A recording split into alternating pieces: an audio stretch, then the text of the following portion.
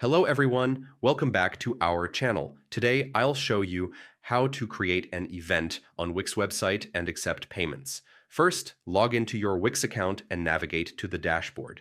Next, go to the events section from the side menu. Click on Add Event to start creating your new event.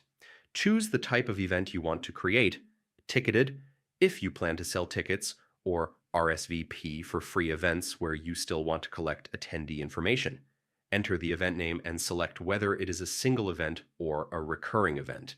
Then set the start date and choose the location, physical, online, or to be decided. Once all the details are filled out, click Create at the bottom of the page to save your event. If it's a ticketed event, you can now set up payment options for attendees. And that's it. You've successfully created an event on your Wix website and can now manage registrations and payments efficiently. Thanks for watching. Don't forget to subscribe to our channel, and I'll see you in the next video.